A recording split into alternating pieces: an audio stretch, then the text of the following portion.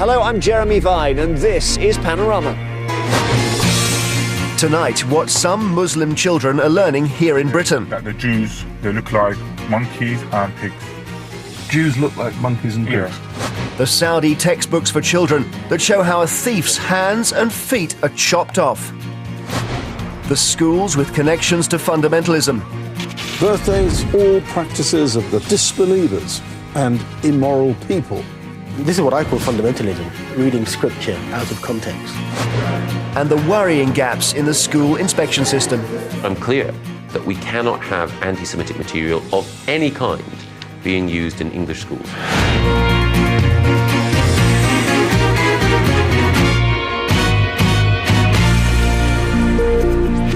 95% of all Muslim children attend non-faith state schools.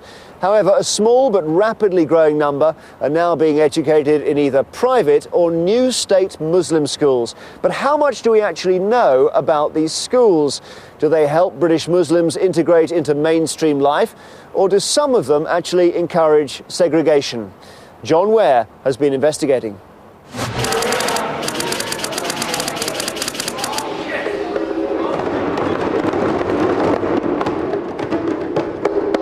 This is Al Furqan School in Birmingham, the first Muslim state primary in Britain. Al Furqan also has a private secondary school.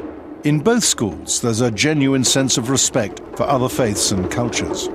We're here to provide young people with education which prepares them for society, tomorrow's society, in which they can contribute positively. There are around 30,000 schools in Britain. Roughly a third have a link to faith. Just 160 are, like Al Furqan, Muslim faith schools, double the number a decade ago. Do you detect a greater demand for Muslim faith schools from parents? Yes, I would say so, definitely. I have seen the demand grow over the years since I've been involved within the education system here. Research by Bristol University shows that of all faiths, Muslim children are the most segregated in Britain. Al Furqan, though, strives to connect to the mainstream. Within our own school, we have loads of different people from different backgrounds, and we go to places of worship, other places of worship. And in Birmingham, you have neighbours that are probably Asian, Christians, Jewish, different, so we all connect. We have an open door policy which will encourage other people to see how we work and hope they can replicate this model. Pretty well all schools say they promote integration, but not all faith schools are as willing as Al Furqan to open their doors.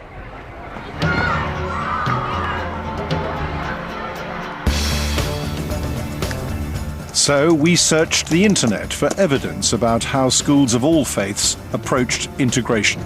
Some ultra-Orthodox Jewish schools seemed locked into their own world. A publication on the site of one evangelical Christian school condemned the entire religion of Islam. But it was the anti-Western tone of some Muslim school websites that was particularly striking.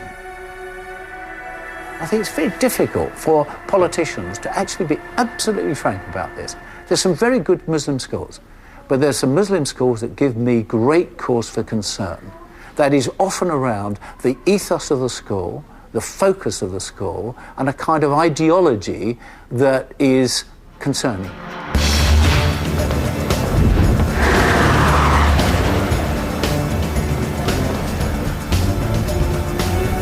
I've come to Leicester, one of the oldest Asian communities in Britain.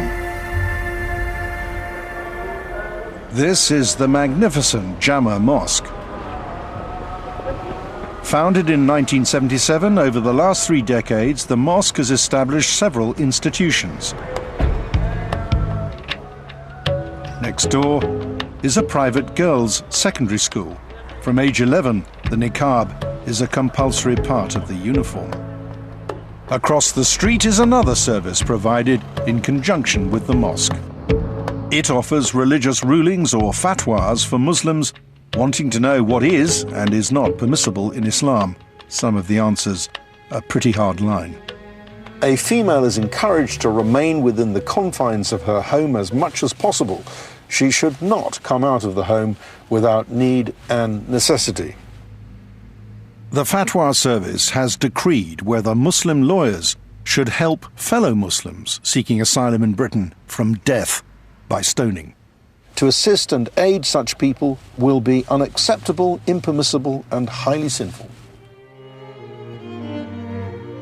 The Fatwa Service also warns Muslims to avoid what's held to be one of the West's major corrupting influences: music. It says music is a direct ploy of the non-Muslims intended to undermine Islam. It also makes multiple references to non-Muslims, what they call the kuffar. The term kuffar is a Quranic term for non-believers, but especially for the enemies of Islam, those who are actually persecuting and torturing the early believers. It's a derogatory term in the context that's used here. Well, it's used out of context now.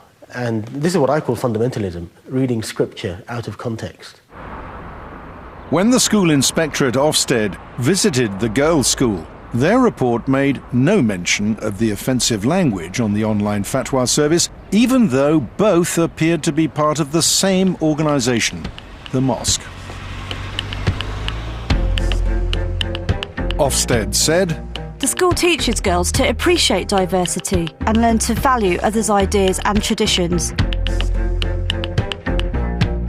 But did the inspector even know about the fatwa site? There's no clue in the Ofsted inspection report, and Ofsted say they don't comment on individual reports. One former inspector believes it's just these sort of contradictions that need to be investigated. Once you get into the practice of school inspection, the starting point for investigating something is often two statements or two pieces of evidence that don't quite gel with each other. And two things not quite fitting are the starting point for you, I'd say, earning your pay as an inspector.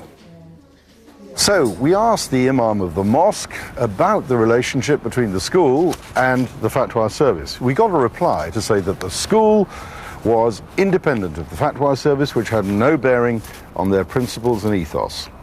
So we asked the school if the fatwa service was recommended reading for the girls. They wouldn't tell us if it was.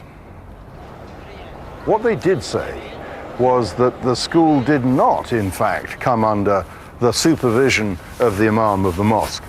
And when we checked the mosque website, the link that said they did had disappeared. Do you think the school inspection system is geared up to spotting separatist ideologies? Well, no, it's not geared up to do things like that, partly because people haven't been thinking quickly enough, but mostly because it was never set up to do that. Well, there are different types of Christians. We found many examples of Muslim school websites having proclaimed their opposition to Western cultures and values. We need to defend our children from the forces of evil. Our children are exposed to a culture that is in opposition to almost everything Islam stands for. The curriculum must be kept within the bounds of Sharia.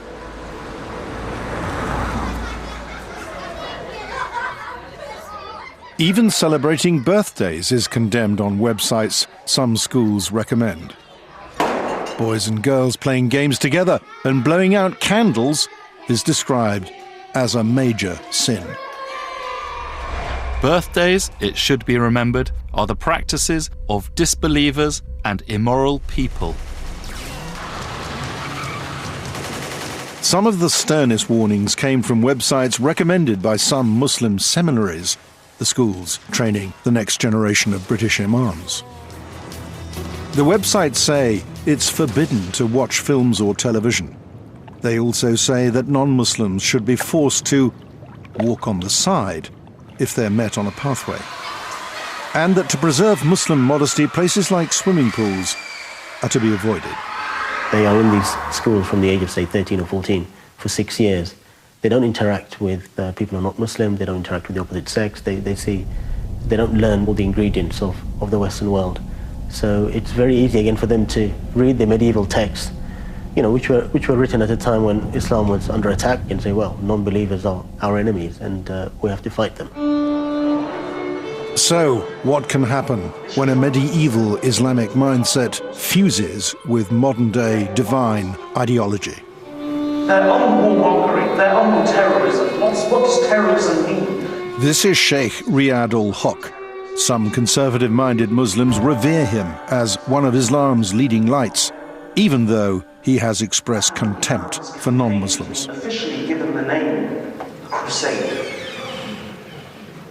Do not guide us to the path of those upon whom your anger and wrath descended, namely the Jews, and nor the path of those who went astray from the path, namely the Christians. He came out with some anti-Semitic and xenophobic comments, but they're actually not uncommon, unfortunately, in parts of the Muslim community. I mean, I myself went through a radical faith when I was younger, and I think the biggest reason for that is being excluded from the rest of society, not having an interaction with the other. Being on record as anti-Semitic and totally opposed to integration would rule out most people as a role model for school children. But it appears that Riyad al-Haq has been promoted as one. This is the Tooting Islamic Center. It's a place that Riyad al-Haq knows well. He's been a frequent visitor, speaking here on 5 occasions in recent years. Some of those responsible for the Islamic Center also belong to an education trust that helps run 2 local Muslim state primaries, as well as a private secondary school, which is inside the center. On one of al-Haq's visits to the center in 2008, pupils from the Al-Risalah private secondary heard him speak at Friday prayers. The school newsletter praised him as an inspiring speaker, even though some of his speeches have been particularly divisive. Allah has warned us in the Quran, do not befriend the kuffar. Do not align yourselves with the kuffar. The verses are so many and so numerous, I can't recite every one of them. The schools say Mr. al-Haq said nothing like this in front of the children, but his xenophobia had only recently been exposed by the Times. So why had Al-Risalah invited a speaker so opposed to integration? They said they hadn't. So we sent them their newsletter, which clearly suggested they had. They then acknowledged. We now understand Mr. al-Haq attended the Tooting Islamic Center in autumn 2008. However, the school continued to insist this meant the children had not heard him speak in the school, but in the Islamic Center. But how separate is the school from the Islamic Center? Well, they both share the same building. And some trustees of the Islamic Center are also trustees of the school. It is a free country. We believe in free speech. I mean, you can't really do anything to stop schools inviting people like Riyad al-Haq if they want to, can you? You're absolutely right. But it seems to me that anyone who's running a school has a responsibility and a duty to ensure that they don't allow that school to be linked with those who have extremist or anti-integrationist views. Al-Risalah schools say they are fully committed to community cohesion. The dangers of not being fully committed are profound. This was Oldham in the summer of 2001. Several northern towns were torn apart by riots as groups of young white and Asian communities fought each other and the police. The official inquiry confirmed the cause as segregation.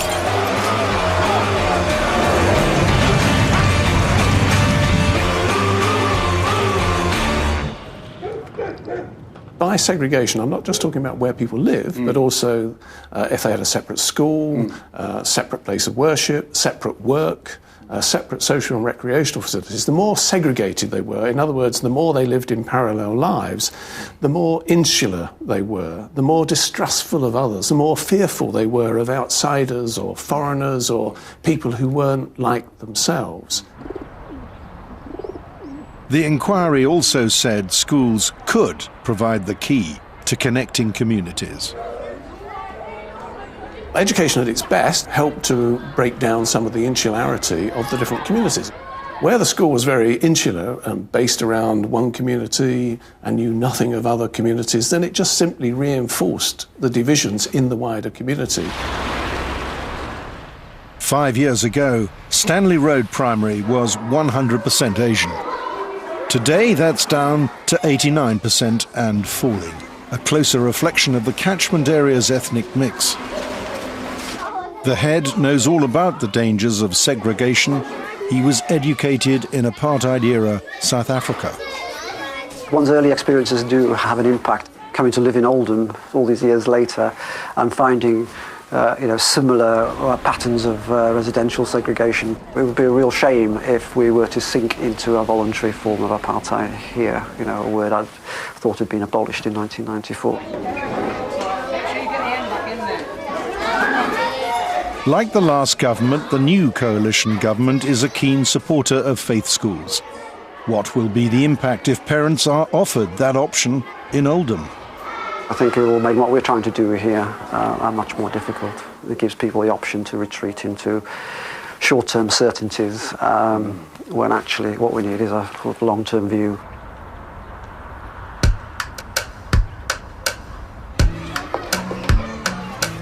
Monitoring how schools promote cross-cultural harmony is the responsibility of the school inspection system.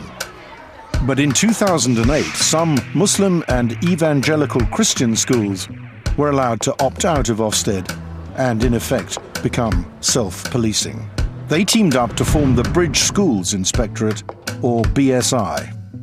It emerged very quietly, and very few people knew that the new inspection subsystem, this independent bridge system, had been introduced. I think it was rather slipped through the system before anyone noticed what had happened. But not before Ofsted warned that any inspectorate covering fewer than 350 schools of 5 different faiths and types might lack rigour and objectivity.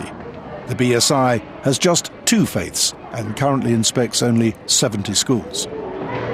Those concerns were largely to do with independence and objectivity, and over time, whether a degree of familiarity or partiality might grow up between inspectors and the schools that they were inspecting if the numbers of schools are really quite small. She thought it might get too cosy, yes. in other words. Yes, over time. One Muslim school that's chosen not to use the BSI is Birmingham's Al Furqan, even though the head is chairman of the Association of Muslim Schools that helped set it up. So you're on the BSI governing board, but you don't use the BSI for inspectors? Well, the reason being we felt that, Ofsted is a body that we would wish to remain with. Because? Because I think it is a government-recognised body, and BSI, we consulted our parents. There were some views that we had that it may not have the credibility, for example. In 2009, the BSI inspected this private Muslim school in Ilford called Apex Primary. The inspectors rated the school good or outstanding in most respects. But there was no mention of the school having given a platform to this man, Haitham Haddad. Mr. Haddad was guest speaker at a school fundraising dinner. Stridently anti-Western, he's known for his provocative speeches like this one, available on the internet. I always say that the conflict between Islam and the enemies of Islam is an ongoing conflict, and we should pay the price of this victory from our blood, and Muslims are ready to do so. Apex School told us that such comments were not made at the fundraising dinner or the school, and nor did they represent how the school teaches citizenship values. I'm not suggesting inspectors should be overly suspicious, but I am suggesting that where they have evidence that some people associated with the school have in the past perhaps expressed extreme views of one sort or another, that they don't just simply assume that because they said, well, no, we're not actually doing that anymore, that's the case. The Bridge Schools Inspectorate told us that it's not in their remit to vet a school's fundraising speakers, and to suggest otherwise was bizarre. They also said Ofsted rated them as good, the highest grade possible. We're now looking at what we inherited in order to ensure that all independent inspectorates do their job properly. I'm clear but we need to be rigorous about ensuring that some of the concerns that have been raised, like the one that you raise now, are addressed by having a more rigorous regime overall. As the regime stands, however, there are some classes that completely escape inspection. Many children attend these classes in part-time schools outside their normal education. We identified one such network with connections to Saudi Arabia, teaching about 5,000 children in over 40 weekend clubs and schools. Some are held in state primaries hired out for the weekend. We wanted to see for ourselves what was being taught. So we sent a young Saudi undercover to one of the schools on the pretext of collecting textbooks for his younger sister. لو سمحت لي بعض الكتب حد ثاني اول ثانوي اول ثانوي ما وجدت؟ في زائد نخبة بس هو في العموم توصل حسب الطلاب المسجلين. They told him the textbooks came from London. يعني من لندن من لندن نجي الكتب يعني. إيه من لندن. اوكي. So we followed the trail back to London.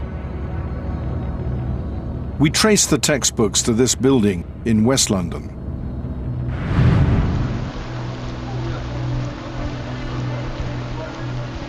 Inside the building, there were boxes of books stacked everywhere. بس عندنا بعض الكتب ناقصين سجلتها الاسبوع الماضي ناقصين دين بس. حديث وفقه وتوحيد واملاء. Our researcher was led to a storeroom where shelves were full of textbooks.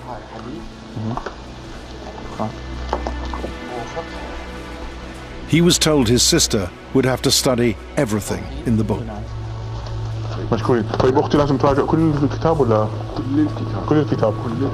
The books turned out to be the official Saudi national curriculum. The ones we got were for 12 to 13-year-olds.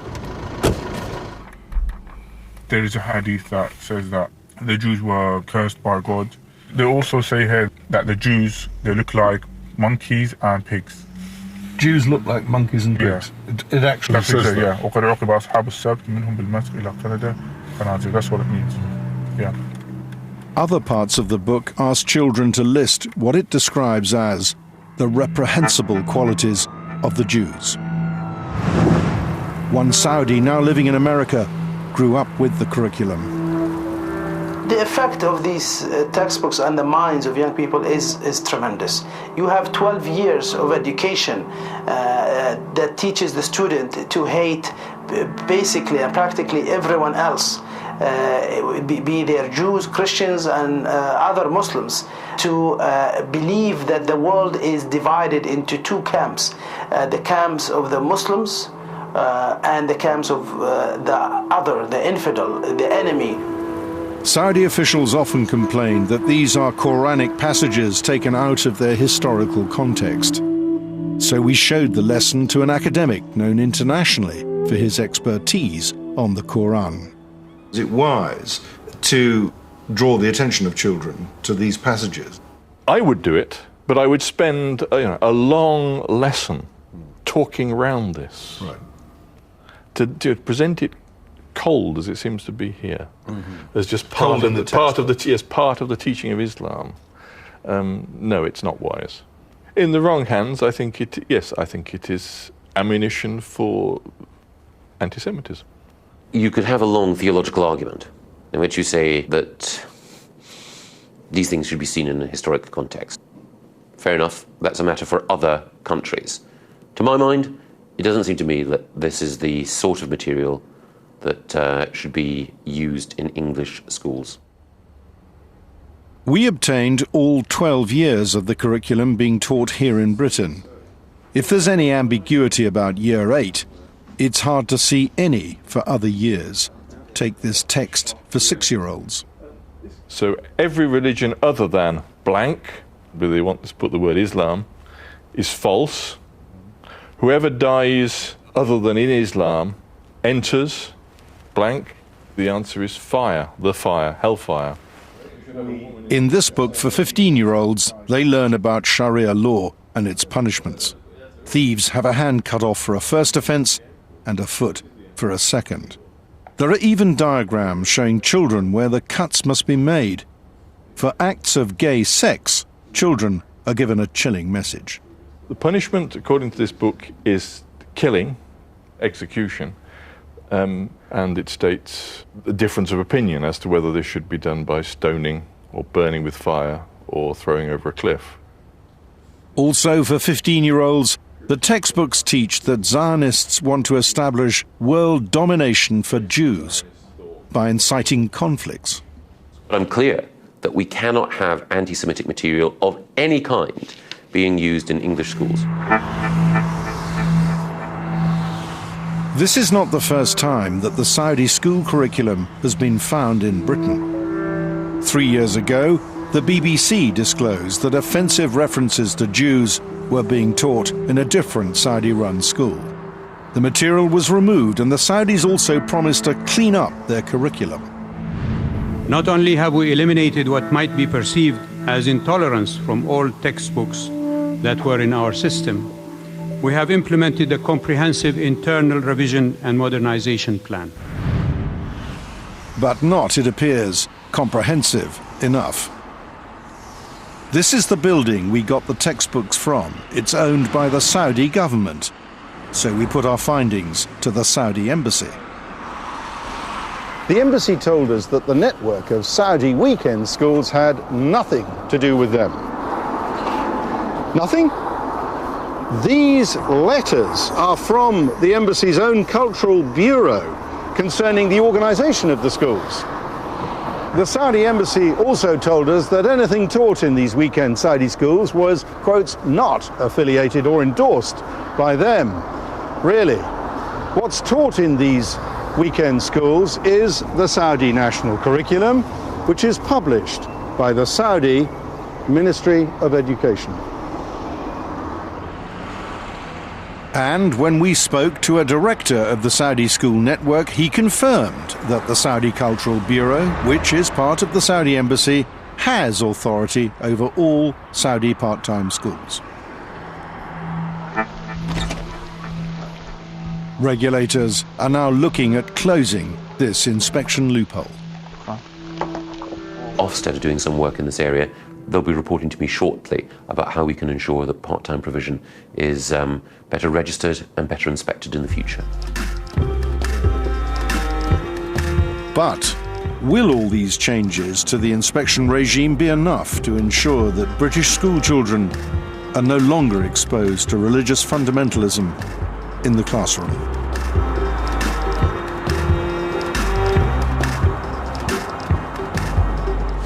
John Ware reporting there. Well, the government says it is worried that a lack of integration in schools could be radicalising some young people, and it's planning to review the overall strategy on extremism to try and work out how to stop this from happening. There's more on this story on our website.